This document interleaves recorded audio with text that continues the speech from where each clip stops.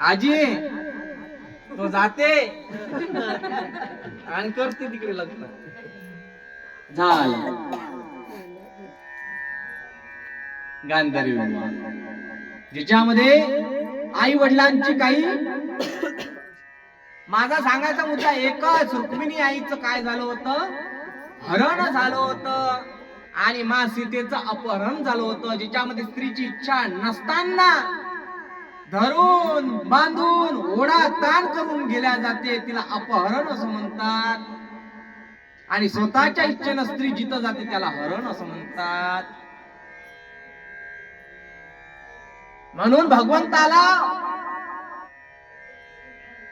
उपभोगी बनू नका, उपयोगी करता वापर करा. शब्दाकडे लक्ष करा, व्याकरण म्हणून राहिलो मी पूर्ण.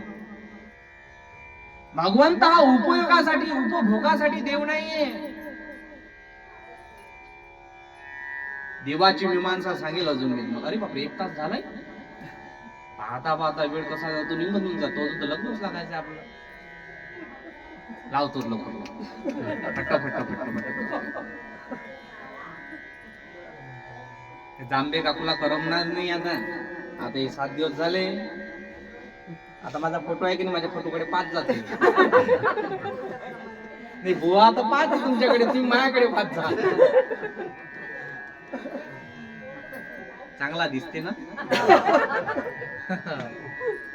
सांगायचं तात्पर्य एवढंच माहिती बाप, हरण माणसाचं झालं तर देव प्राप्त होतो, आणि अपहरण निर्माण झालं जीवनामध्ये तर राक्षसाची संगती घडते.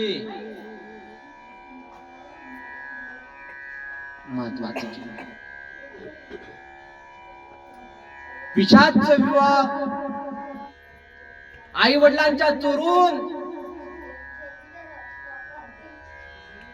घरातून ओढून ताडून किंवा बाहेर पकडून त्या मुलीवर अन्याय अत्याचार केला जातो,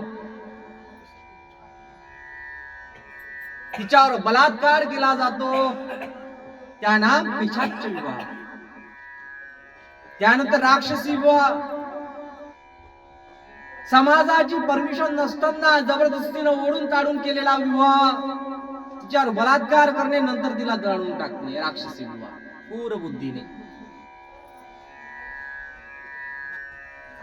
आपला विवाह याच्यामध्ये ग्राम्य विवाह असतो. आपल्या संस्कृतीमध्ये, आर्य समाजामध्ये आपण विवाह